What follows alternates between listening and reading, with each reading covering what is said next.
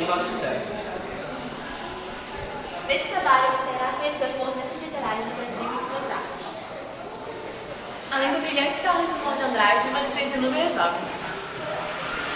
Analisaremos os poemas de Omar tematicamente. Apresentaremos Gregório de Matos, O Boca do Inferno. O arcade simplista Cláudio Manuel da Costa. E o modernista Gonçalves Dias. Este é o Poesia em 4 séculos.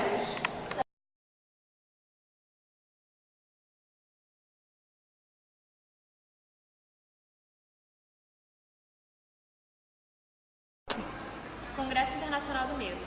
Provisoriamente, não cantaremos o amor, que se refugiou mais abaixo dos subterrâneos. Cantaremos o medo, que esteriliza os abraços. Não cantaremos o ódio, porque este não existe.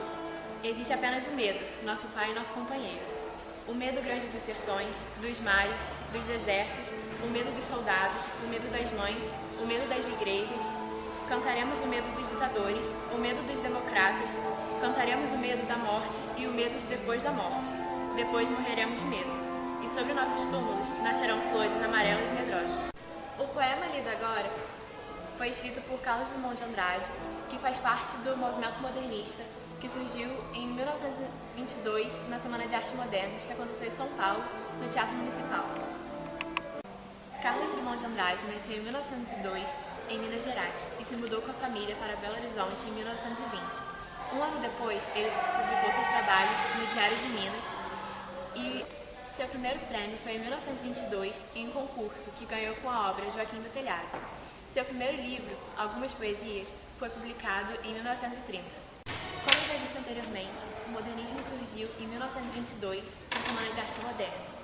E de todos os estilos literários citados nesse trabalho, esse é o único 100% nacional.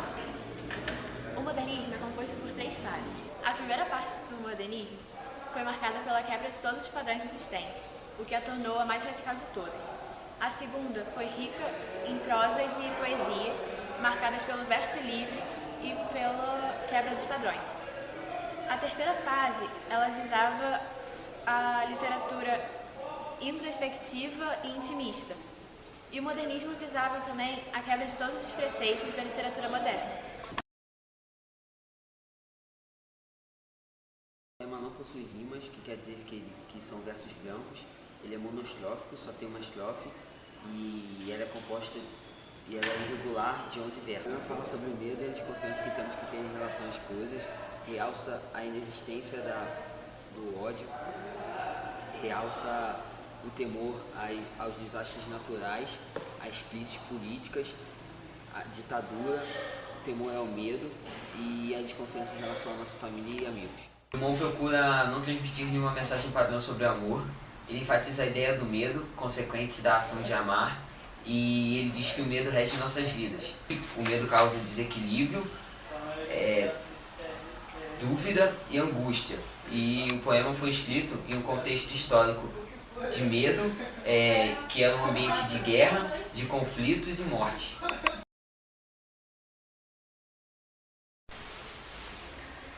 O Barroco teve início em 1601 com a estreia da obra Prosopopeia de Bento Teixeira. No Brasil, ele chegou no século XVII e aqui onde só tinham os jesuítas, os missionários e os inativos. O Barroco, no contexto histórico, era o contexto de protestantismo e de contra-reforma. A Igreja Católica estava preocupada porque ela estava perdendo muitos fiéis. Além disso, o Barroco aqui chegou a ser inferior ao Barroco europeu, porque o Brasil não tinha como investir em escritores e por isso foi um movimento interior. Os escritores da época eram Padre Antônio Vieira, que era um padre que veio de Portugal para catequizar os índios, e Gregório de Matos, que era um mestiço. Por causa da época de contra-reforma, o Barroco acabou sendo um estilo literário de oposição, onde ou você buscava a paz espiritual ou você procurava os prazeres humanos, e era impossível coincidir essas duas antíteses. Tudo isso acabava trazendo uma agonia muito grande para os escritores, porque após eles se entregarem aos prazeres humanos, eles se sentiam culpados e acabavam pedindo perdão a Deus através de suas obras. O Barroco também foi conhecido por usar figuras de linguagem como a antítese e o paradoxo, e algumas inversões. Ele também usava de interrogações, e isso demonstrava a incerteza do homem barroco. O barroco era formado por duas concepções literárias: o cultismo, que era o uso de linguagem rebuscada e extravagante, e o abuso de figuras de linguagem como a metáfora e a hipérbole.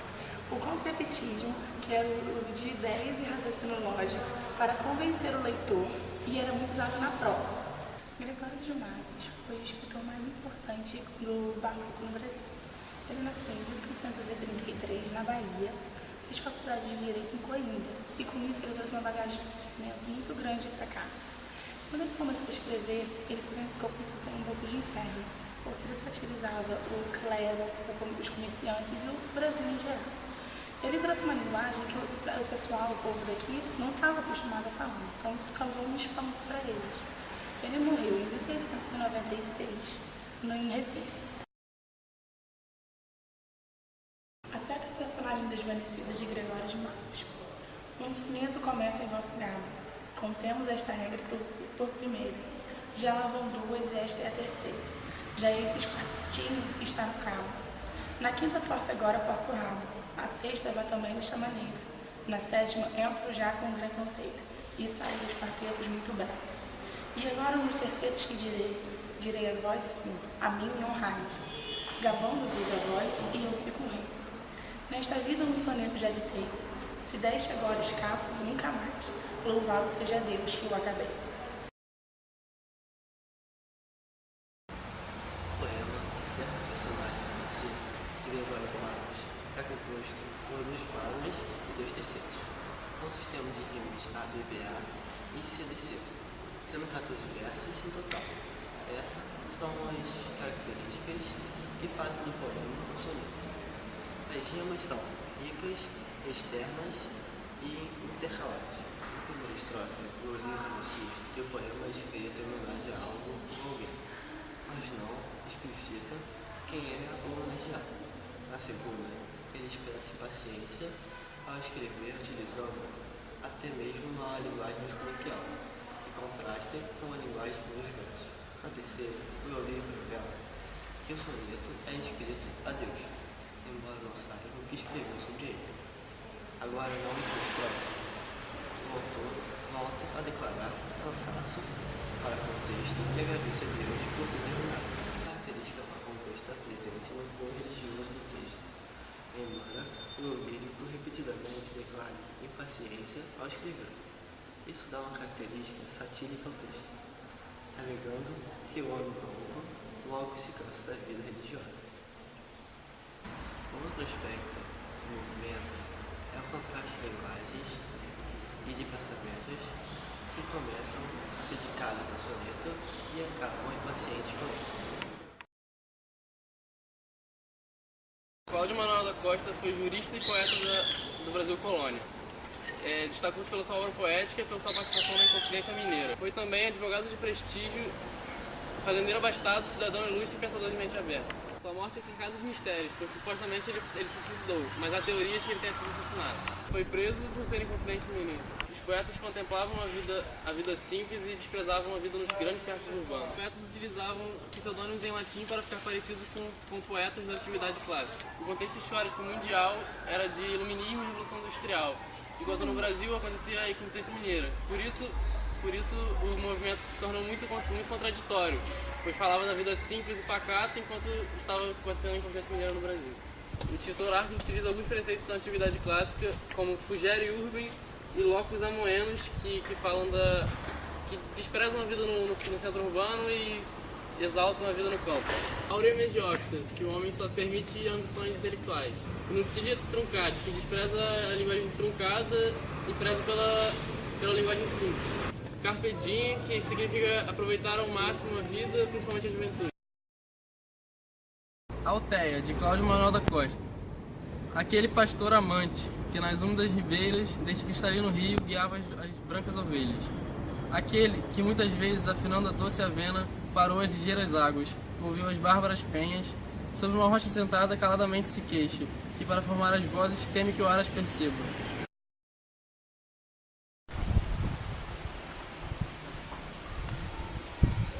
Quanto a análise e formal, o poema é formado por 3 quartetos, com predominância de versos heptassílabos ou redondilhas maiores. As suas rimas são pobres, graves, imperfeitas e externas. A primeira estrofe do poema fala sobre um pastor que amava seu ofício e que guiava suas ovelhas pela beira do rio. Na segunda estrofe, nós percebemos que esse pastor é muito dedicado e que usava um tipo de flauta, chamada avena, para guiar suas ovelhas através do rio. Na última estrofe, a gente vê que esse pastor, na verdade, não amava o seu trabalho, mas ele reclamava silenciosamente porque tinha medo que as pessoas notassem sua insatisfação. O poema trata de modo emotivo a vida do pastor, romantizando a vida bucólica do campo, característica marcante do arcadismo. Na Europa, no final do século XVIII, e se espalhou pelo mundo até o final do século XIX. Dentre suas principais características estão a melancolia, a valorização da mulher, a valorização da terra, a religião, dentre outros fatores, influenciados principalmente pelos ideais iluministas e pela Revolução Francesa. O Brasil obteve 3 fases. A primeira geração foi a geração nacionalista, que dava valorização à terra e ao índio. A segunda geração foi a ultrarromântica, que valorizava o pessimismo, o sofrimento, o amor, entre outros temas. E a terceira e última geração foi a condoreira, que tratava de críticas sociais. Gonçalves Dias, o autor de Canção do Exílio, ele viveu de 1823 até 1864. Ele nasceu no Maranhão, mas se formou em Portugal. Foi o famoso teatrólogo, poeta, indianista brasileiro. Ele ficou marcado por dar características românticas à terra, ao índio, como podemos ver no poema Canção de Exílio. Ele morreu aos 46 anos, no dia 3 de novembro de 1861. Canção do Exílio, Gonçalves Dias. Minha terra tem palmeiras, onde canto sabiá. As aves que aqui gorjeiam, não gorjeiam como lá.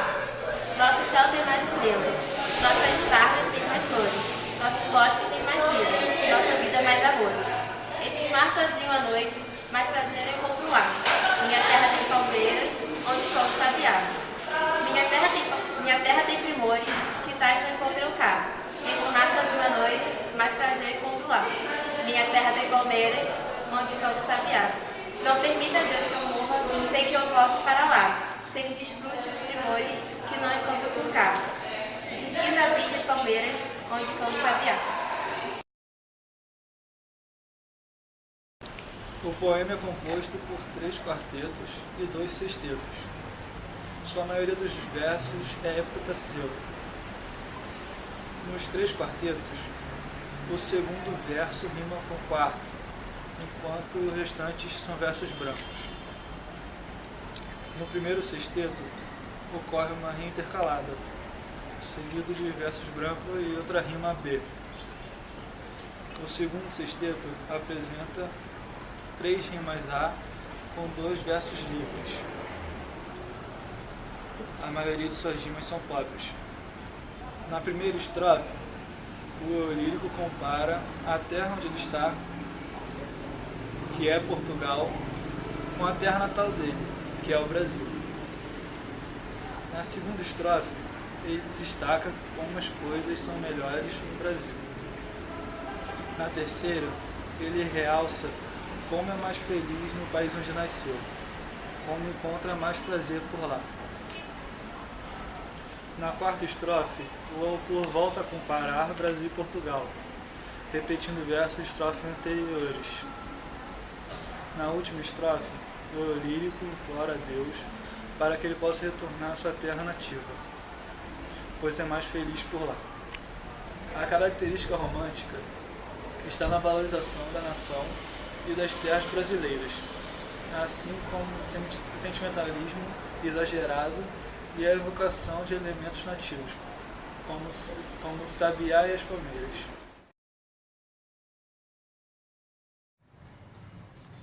A Semana de Arte Moderna foi importante para a cultura brasileira por reunir todos os estilos artísticos e revolucionar a cultura nacional, baseando-se nas vanguardas europeias, sem copiá-las como era feito antigamente. Isso causou uma completa insatisfação de todos que foram assistir a esse novo movimento. Durante essa semana, foram feitas apresentações musicais, poéticas e artísticas com o intuito de introduzi-las aos brasileiros. Embora tenha sido alvo de muitas críticas, a Semana de Arte Moderna só foi adquirir sua real importância ao inserir suas ideias ao longo do tempo. O movimento modernista continuou a expandir-se por divulgações através da revista Antropofágica e a revista Claxon, e também pelos movimentos Pau-Brasil, Grupo da ANTA, Verde Amarelismo e pelo movimento antropofágico.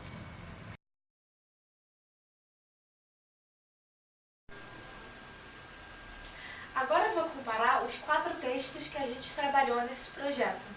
Embora o nosso tema seja Poesia em 4 séculos, a gente ainda consegue encontrar semelhanças e, é claro, diferenças entre esses poemas. Por exemplo, a temática religiosa, a referência a Deus, a gente encontra tanto no poema romântico quanto no poema barroco, mas em escalas diferentes. Por exemplo, no poema romântico, na última estrofe, o eu lírico ele implora a Deus para que ele possa um dia voltar para sua terra nativa, no caso o Brasil, para que ele volte a desfrutar dos prazeres que, segundo ele só encontra por lá. Agora, o poema barroco, ele é uma metalinguagem que ele descreve um soneto que é supostamente uma homenagem a Deus. Só que no poema barroco, essa temática religiosa é tratada de uma forma meio satírica, criticando a vida religiosa do homem barroco. Outra referência que aparece em 2 poemas distintos é a natureza. Nos poemas Romântico e Árcade, a gente vê essas referências ao meio ambiente e isso é uma característica de ambos esses movimentos. Mas agora, no arcadismo, a gente tem a referência à natureza mais voltada para a vida rural, para o meio campestre. Agora, no movimento romantismo, a gente vê a natureza essa exaltação da natureza é uma forma de ter uma temática mais nacionalista. Aqui no poema Árcade, ele faz referência às úmidas ribeiras, o cristalino rio, as brancas ovelhas. E no poema romântico, a gente tem as palmeiras e o sabiá. A semelhança que a gente encontra é que ambos os poemas Árcade e romântico têm a predominância de versos heptassílabos. E, embora esse seja um tema muito popular, muito abrangente em todos os movimentos literários, em todos os tipos de texto, e nenhum dos poemas escolhidos pelo nosso grupo, nem desses poemas trabalha a mulher.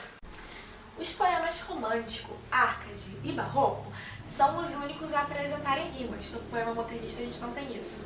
E em todos esses 3 poemas nós temos a presença de rimas ricas, mas nenhuma rara nem preciosa.